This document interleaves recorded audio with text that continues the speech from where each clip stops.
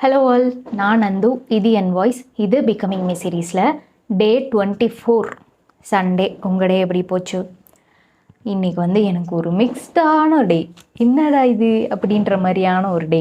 நேற்று சொன்னேன் மேஜிக் நடக்கும் அப்படின்னு. இன்றைக்கி மேஜிக் எதுவும் நடக்கலை, ஆனால் ஒரு மாதிரி மிக்ஸ்டாக இருந்துச்சு. காலையில் எழுந்திரிச்சு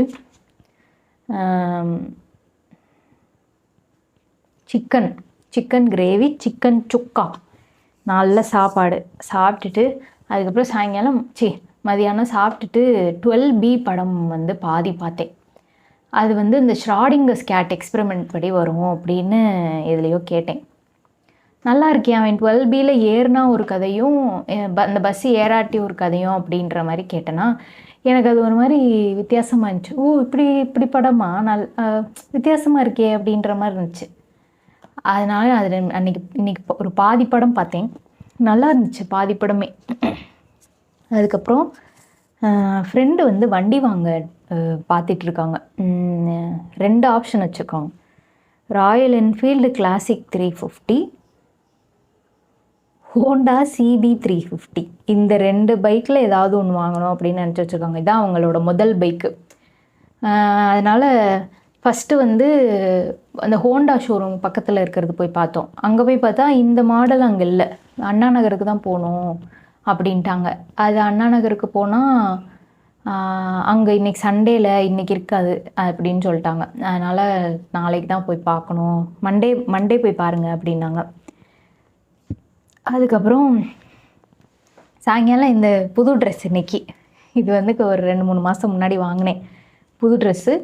ரொம்ப நாளுக்கு அப்புறம் என் வாயிலிருந்து என் ட்ரெஸ்ஸு லூஸ் ஆயிடுச்சுன்னு வருது. ஐயோ ஜாலியாக இருந்துச்சு அந்த டைம். நான் அந்த வார்த்தையை சொல்லும்போது இந்த ட்ரெஸ்ஸு வாங்கினப்போ எனக்கு கரெக்ட் ஃபிட்டிங்காக இருந்துச்சு. இப்போ பார்த்தா ட்ரெஸ்ஸு லூஸாக இருக்குது. அந்த டைமில் ஒரு 2-3 மாதம் முன்னாடி ஒரு 63 கிலோ இருந்திருப்பேன். அதுக்கப்புறம் ஒரு 60 கிலோ ஆனேன். இந்த ஒரு 20 நாள் 1 கிலோ குறைஞ்சிருக்கேன்னு நினைக்கிறேன். ஆனால் இந்த 20 நாள் முன்னாடி நான் குறைச்ச 3 கிலோ கரெக்டாக ஒர்க் அவுட் பண்ணி கலோரிஸ்குள்ளே சாப்பிட்டு கலோரி டெஃபிசிட்டில் சாப்பிட்டு அந்த மாதிரிலாம் பண்ணி குறைச்சது, நடந்து குறைச்சது. ஆனால் இந்த 20 நாளில் ஒழுங்காக திங்காமல் குறையுது. அப்படி குறையக்கூடாதுல்ல. எனக்கு நல்லாவே வித்தியாசம் தெரியுது. சும்மா குனிஞ்சு எழுந்திரிச்சா கூட தலை சுற்றுது. ஒரு மாதிரி ரொம்ப அந்த 3 மாதம் நான் ஒர்க் அவுட்டு நடக்கிறதுன்னு செஞ்சப்போ ரொம்ப ஒரு மாதிரி உடம்பு நல்லா இருந்துச்சு. ஐயம்மா எப்பா அப்படின்னு மூச்சு வாங்காது படி ஏறுறப்போ கூட. ஆனால் இப்போல்லாம் ரொம்ப மூச்சு வாங்குது. தப்பான முறையில் உடம்பு குறையுது. சந்தோஷமாக இருந்தாலும் ஆனால் இப்படி குறையக்கூடாதுல்ல. ஒழுங்காக சாப்பிட்ணும். ஊருக்கு போயிட்டு வந்தாவது ஒழுங்காக சாப்பிட்ணும். இந்த வாரம் எண்டில் ஊருக்கு போகணும். அதுக்கப்புறம் அந்த ஃபோரம் மால் போனேன்னா அங்கே இது வாங்கினேன். ஐயோ தெரியலையே, ஐயோ தெரிய மாட்டேங்குது. நான் கண்ணை மூடுனா தெரியுமோ? என்னடா அது? இப்போ தெரியுதா? இது வாங்கினேன். ஓகே.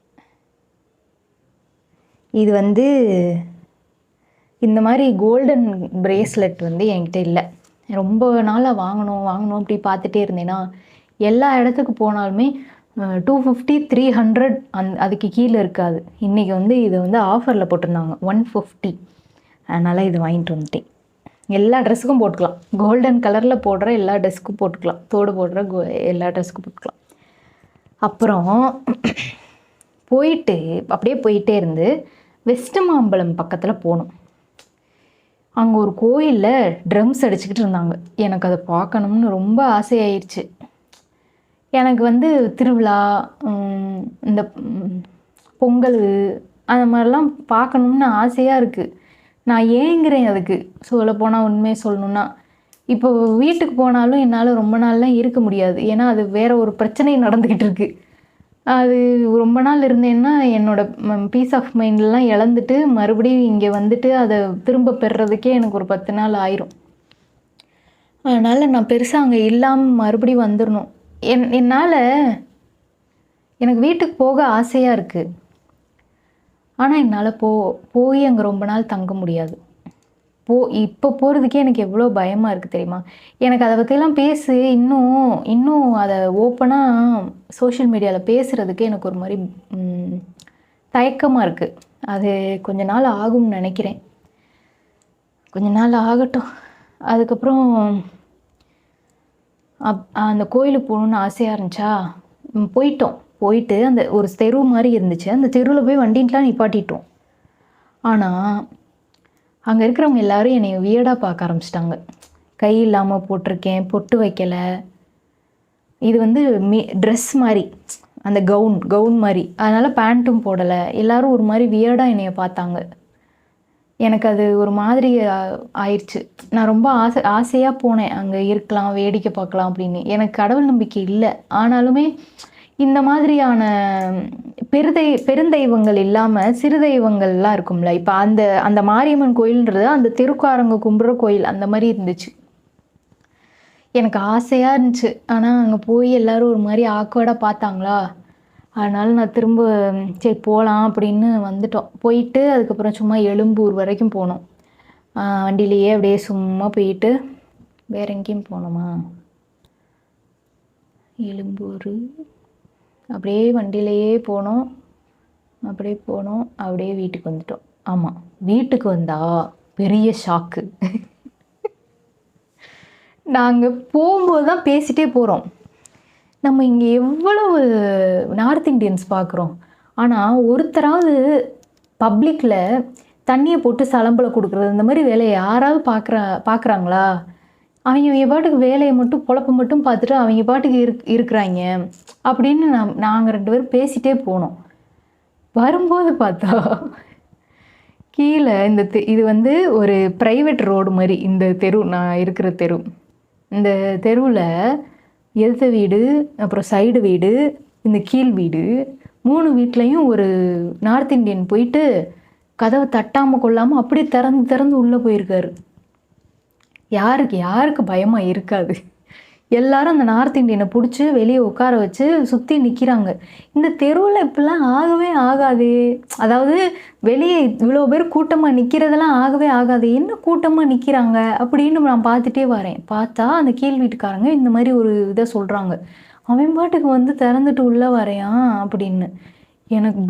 எனக்கு எவ்வளோ பயமாக இருந்துச்சு தெரியுமா? இப்போ நான் சும்மாவே கதவை திறக்க மாட்டேன். இதெல்லாம் எனக்கு இன்னும் ஒரு பயத்தை கொடுக்குது. என்னடா இது அப்படின்னு. அதுக்கப்புறம் போலீஸை வர வச்சுருப்பாங்க போல்.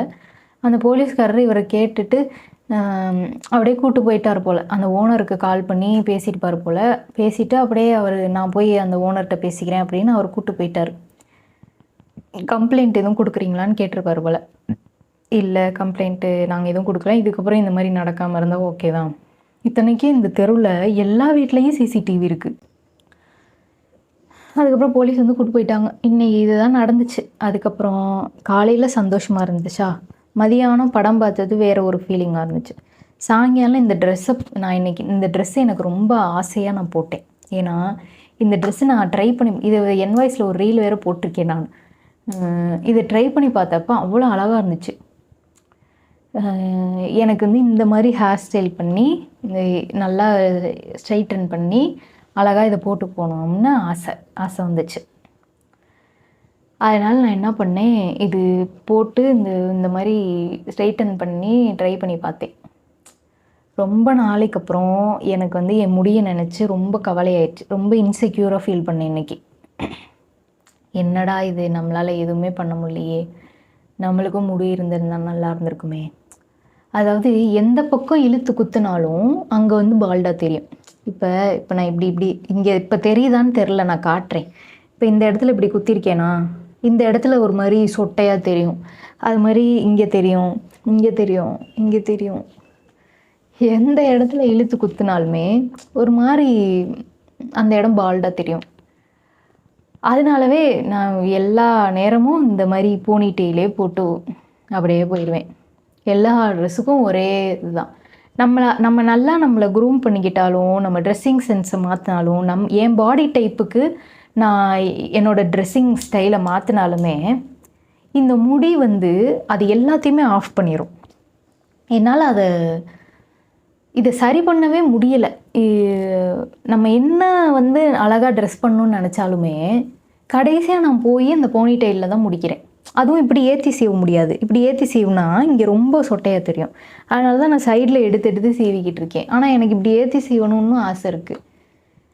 அது இன்றைக்கி ரொம்ப நாளுக்கு அப்புறம் இன்செக்யூராக ஃபீல் பண்ண என் முடிய நினச்சி அது ஒரு மாதிரி பயமாக இருந்துச்சு.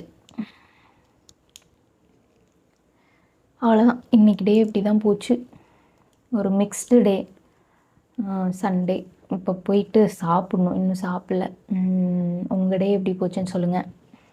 எனக்கு முடி ஒரு மாதிரி அதுதான். இப்போ இந்த இந்த வீடியோவுக்கு நான் இப்படி பார்த்து உட்காந்துடலாம், இப்படி போட்டு உட்காந்துடலாம். ஏன்னா நான் இப்போ இங்கே ரெண்டு சைடும் குத்திருக்கேன் கரெக்டாக. அதை வந்து நான் ரியல் லைஃப்பில் பண்ண முடியாது. ஏன்னா இப்படி பார்க்க மட்டும்தான் இது வந்து நல்லாயிருக்கும். இப்படியோ இல்லை பின்னாடியோ பார்த்தா ரொம்ப கேவலமாக இருக்கும். அப்போ அது நல்லாவே இருக்காதுல்ல. நம்ம ஒரு மாதிரி போட தெரியாமல் போட்ட மாதிரி இருக்கும். அது பார்க்க அசிங்கமாக இருக்கும். அந்த மற்றவங்களோட அந்த வியர்ட் லுக்ஸ் கொடுப்பாங்க. அது மண்டை இங்கே பார்ப்பாங்க, கண்ணை பார்த்து பேசுனா கூட கண்ணை பார்த்து பேசாமல் இங்கே பார்த்து பேசுவாங்க. அது ஒரு மாதிரி இருக்கும். ரொம்ப நாளைக்கு அப்புறம் எனக்கு அந்த இன்செக்யூரிட்டி அதிகமாகுது. அது எப்படியாவது தூங்கி எழுந்திரிச்சா சரியாயிடும். சரி, இன்றைக்கி நாள் இப்படி தான் போச்சு. உங்கள் டே எப்படி போச்சுன்னு சொல்லுங்கள். நாளைக்கு இன்னொரு நல்ல வீடியோவில் பார்ப்போம். Good night.